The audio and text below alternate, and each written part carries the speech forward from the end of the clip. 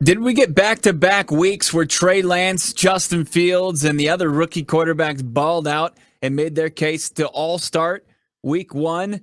We had a full preseason week 2 roundup. Lorin Cox of Locked On Bears, Tony Wiggins of Locked On Jags, and Ross Jackson of Locked On Saints. All join me, Bo Brack, on the Locked On NFL podcast.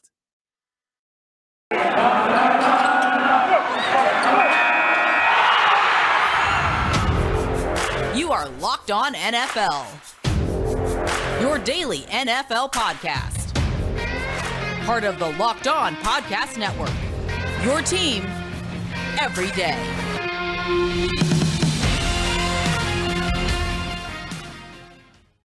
Welcome into the show, whether you're listening on your podcast or if you're watching on our new YouTube channel. If you are, please subscribe, hit like on this video. I'm Bo Brack, your Monday host, daily host of Locked On Cardinals. Thank you for tuning into the Locked On NFL podcast. This episode is brought to you by the NFL season about to begin. Nobody covers it like the Locked On Podcast Network. August 30th through September 8th. It's Locked On's ultimate season preview, taking you through every team, every division with the help of Audacy's lineup of NFL experts. Follow the Ultimate Season Preview 2021 feed on the Audacy app or wherever you get your podcasts to tune in at the beginning of August 30th. Cannot wait for you guys to hear that. It's going to be fantastic. It's just like our, extensive coverage of the NFL draft. You think that we're going to, cut any corners or do anything less than we do with the draft with our season preview? You're mistaken. It's going to be a fun one. It was an interesting preseason week 2. We're going to break it all down with the help of Lorin Cox. We're going to preview our first Monday Night Football game of the 2021 campaign with Tony Wiggins of Locked On Jaguars. He's going to somehow try to explain to me why Urban Meyer's dragging his feet and naming Trevor Lawrence the starting quarterback of the Jaguars. It's pretty wild. And then Ross Jackson is going to tell us whether or not Jameis Winston or Taysom Hill can win the starting quarterback job for the Saints tonight. That, if you're watching on YouTube, is in another video. On this video, we're going to have the full preseason week 2 roundup. Plus, we'll talk to Lorin Cox of Locked On Bears about the quarterback battle brewing in the Windy City in Chicago between Justin Fields and Andy Dalton. Some news and notes for you. The Indianapolis Colts getting some good news that Carson Wentz, Quentin Nelson, and Ryan Kelly are all set to return to practice. You had 2 of them dealing with some feet. How about feet? That's your plural use of the word foot. We, of course, Quentin Nelson and Carson Wentz underwent surgery on their respective feet, one left, one right. And then Ryan Kelly is going to return, the center, back to the practice field. And then it was last night. We'll kind of break down his performance a little bit more, but it was the Kyle Shanahan of the San Francisco 49ers not really budging on entertaining a quarterback battle with the San Francisco 49ers. He says nothing has really changed. That Trey Lance has not narrowed the margin between himself and Jimmy Garoppolo. We'll see what ends up happening week 1, but sounds like Jimmy G is going to get the first crack at this thing and try to repeat his performance of that Super Bowl run from just a season ago. Let's get into all the action. We'll start with Friday night. It was the Kansas City Chiefs taking out the Arizona Cardinals 17-10. Kind of an uneven performance by Patrick Mahomes, but he led the Chiefs to some scoring drives. Just 78 yards. He did throw a pick to third-year corner Byron Murphy, and Kyler Murray had a rough performance. He talked all week about how he didn't necessarily like playing in the preseason, and he didn't look sharp. 1 for 4 with 2 yards. The Washington football team took out the Cincinnati Bengals 17-13. Jared Patterson, the rookie running back out of Buffalo, 71 yards and a touchdown. That's a kid who had 8 touchdowns rushing in one game last year for the Bulls. And then the Bengals, Jamar Chase, 5th overall pick, 3 targets, couldn't haul in any of them. Also, you had a full slate of action again on Saturday. As I said, we'll get into this game between the Bills and the Bears. It was Mitchell Trubisky returning to the Windy City, throwing for 220 yards and a touchdown, marching the Bills to 4 consecutive scoring drives to open up that game. Justin Fields, 9 for 19, 80 yards. You had Zach Wilson for the final score, by the way, Bills 41, Bears 15. The Jets took out the Packers 23-14. No Aaron Rodgers, no Jordan Love. It was Zach Wilson putting together another solid game back-to-back weeks to start his professional career. 128 yards, 2 tutties. You had Kent Benkert for the Packers go for 151 yards, touchdown, and a pick. Tua, 37, or the Miami Dolphins, 37, Falcons, 17. We didn't see the bulk of the Falcons starters once again. Tua, 183 yards, a touchdown. Felipe Franks, he started this one, 46 yards. He had a pick. And the Ravens, a wild stat. They've won 19 straight preseason games. You can say preseason doesn't matter. It's still an impressive mark. 19 in a row. Tyler Huntley, 187 yards through the air, a pick. Ravens win over the Panthers, 20-3. Sam Darnold, his first action for the Carolina Panthers, 1 of 2, 16 yards. He had more action on Saturday. Vintage Big Ben. Steelers take out the Lions, 26-20. Ben Roethlisberger, 137 yards, 2 touchdowns. David Blau for the Lions, 143 yards and a touchdown. Got to make sure to get this one in. We had some Texans fans reaching out to us last week because I had mentioned Jordan Love was kind of the story, the headline, as the Packers lost to the Texans to open up the preseason. They said, hey, what about Davis Mills? What about the Texans winning the football game? I said, you're right. Davis Mills in a 20-14 win over the Dallas Cowboys, keeping them winless in the preseason and 0-3. Mills, 115 yards. Mark Ingram, a rushing touchdown. Cooper Rush and Ben DiNucci battling it out to be the backup there in Dallas. Rush, 2 touchdowns. Ben DiNucci, a night to forget with 3 interceptions. Indianapolis Colts, I told you about the good news. It was not very sharp for any of the quarterbacks vying to beat Carson Wentz's backup in that contest. Jacob Eason, 132 yards. Sam Ellinger, 2 picks. Colts beat the Vikings 12-10. Vikings rookie linebacker out of North Carolina, 3rd-round pick, Chaz Surratt. Impressive showing. 10 tackles, 1 for a loss. Speaking of rookies who impressed, it was Elijah Molden, the defensive back out of Washington for the Tennessee Titans, who beat the Tampa Bay Buccaneers 34-3. Molden had 8 tackles, a sack, and a pass defended. He was solid. Caleb Farley, also the 1st-round pick, who had some medical concerns, made his debut for the Titans. Kyle Trask, now in 2 consecutive weeks, struggled. The guy who was invited to the Heisman ceremony for Florida last year, 131 yards, 2 picks for the Bucs. And then also wrapping things up on Saturday, it was Teddy Bridgewater, another impressive showing for the Broncos as they hang for a 2nd consecutive week. 30-burger. They take out the Seahawks in a, I guess, revenge game from a Super Bowl that the Seahawks boat raced the Broncos. Broncos win this one 30-3. Teddy B, 105 yards, a touchdown. Sean Mannion for the Seahawks, 118 yards. We didn't see Russell Wilson. Drew Lock did play for the Broncos. And then the Vegas Raiders took out the Rams 17-16. Nathan Peterman for the 2nd straight game got all the snaps under center for John Gruden. Peterman. Yeah, Nathan Peterman, 172 yards, a touchdown and a pick for the Rams. Tutu Atwell, their top pick in the 2nd round. Tutu Atwell, 8 catches, 46 yards. They had the games on Sunday. Cleveland Browns, Case Keenum, 74 yards, a touchdown and a pick. Browns take out the G-Men, 17-13. No Daniel Jones. Brian Lewerke from Michigan State, 108 yards, a touchdown and a pick. And the Niners, Trey Lance came out of the gates very slow. Pretty resilient ending for the rookie quarterback. 102 yards, 2 touchdowns, and a pick to propel the Niners past the Chargers. 15-10, still no starters for the Chargers. Easton Stick vying to become Justin Herbert's backup quarterback. Former North Dakota State quarterback, 85 yards and a touchdown.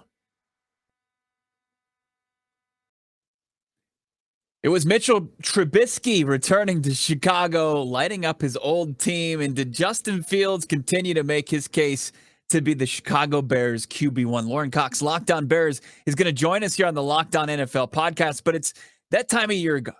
Eyes are now turning to football teams as they're back on the gridiron to start the football season. One more preseason week. Build your stack, get ready for the regular season. BetOnline's your number one spot for all pro college football action this season.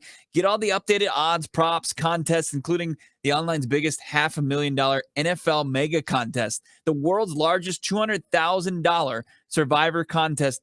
Open now at BetOnline. Head over to the website. Use your cell. Sign up today. Receive 100% welcome bonus. That's right, 100%. They'll match whatever your first deposit is. Be sure to take advantage of their opening day super promo. Make a bet on Thursday, September 9th, the season opener between the Super Bowl champion Buccaneers and Dallas Cowboys. And if you lose your wager, refund it.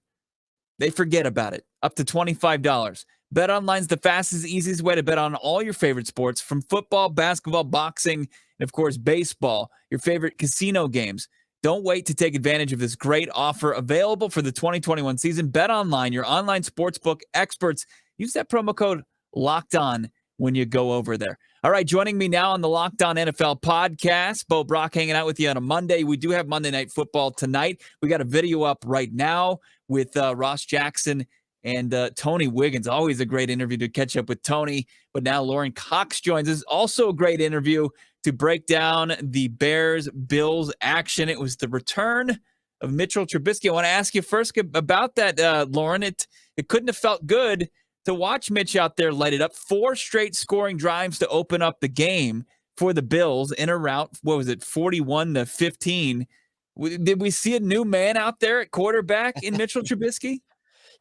Chicago Bears fans are so caught up in everything on their side of the ball that I don't think they care all that much about what Mitch Trubisky did. Right? It didn't feel good. You'd prefer it didn't happen, or maybe you prefer it was a different quarterback. But for the most part, it's like, well, who cares about him? We figured out Andy Dalton and Justin Fields and this Bears defense and the offensive line and everything else was going wrong. Like, the sky was falling so much to pay attention to Mitch. But it's good to see Mitch be successful. And we've seen flashes of this from him in Chicago, right? It was a lot of quick, effective passing underneath. The Bears seem to be willing to allow Mitch to make those completions, and they string together pretty well. And he beat up on bad teams in Chicago, and we saw that. But there's some limitations to that in the regular season, and when you really go up against some of the best contenders. So good for Mitch. Not overly surprised to see, maybe just a little surprised to see it against the Bears, but he's done this stuff before.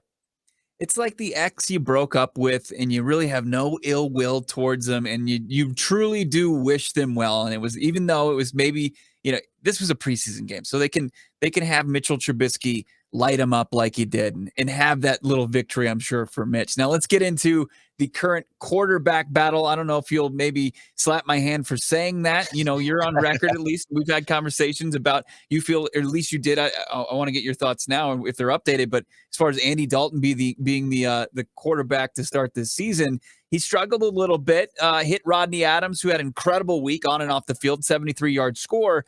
Did Dalton help himself hold off the mob with that big play? It would have been a lot harder had he not had the 73-yard touchdown. It certainly inflated everything else.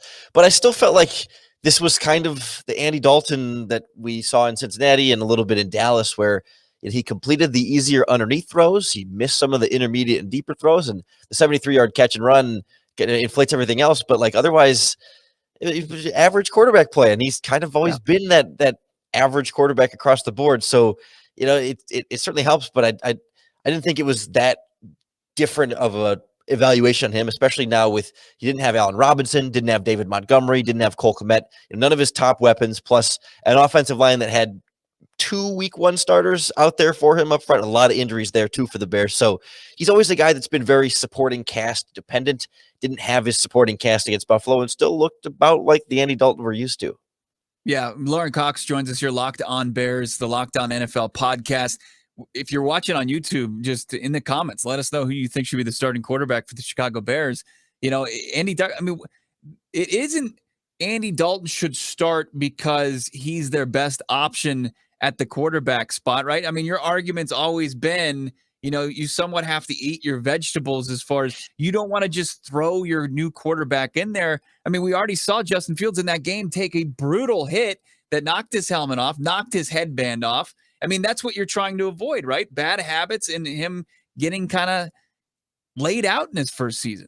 Yeah, Justin did say after the game that the hit didn't really hurt that much. What hurt him was actually the helmet scraping across his face as it popped up. It scratched his eye and actually caused him to bleed a little bit there. But the hit itself was kind of glanced off and rolled it like it was no big deal. But yeah, it's sort of those little things that you want to see Justin develop in a little bit further, as far as identifying the protection properly pre-snap.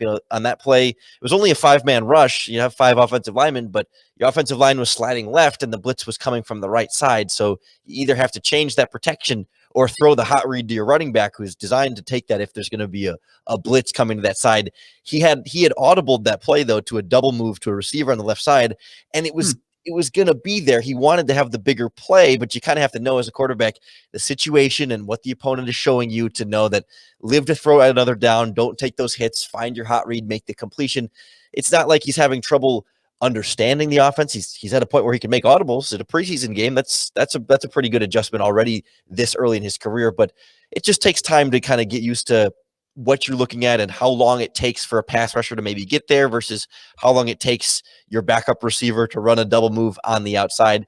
Maybe it lends a little credence to the idea of starting Andy Dalton week 1, just to give Fields more time to get up to speed with those things. But at the same time, those are kind of the things you need to be on the field to actually learn and do. You can't necessarily fully simulate those types of game situations at practice when you never know exactly what a new defense is going to throw at you every week compared to just your defense that you're practicing against every day, and you kind of know what coverages they like to call and the tendencies of your players. It's sort of that week-to-week preparation of regular season football that Justin Fields is going to need. But Matt Nagy is full speed ahead with Andy Dalton week 1 for a lot of the reasons we just talked about. We haven't really gotten to see regular season Andy Dalton yet this preseason.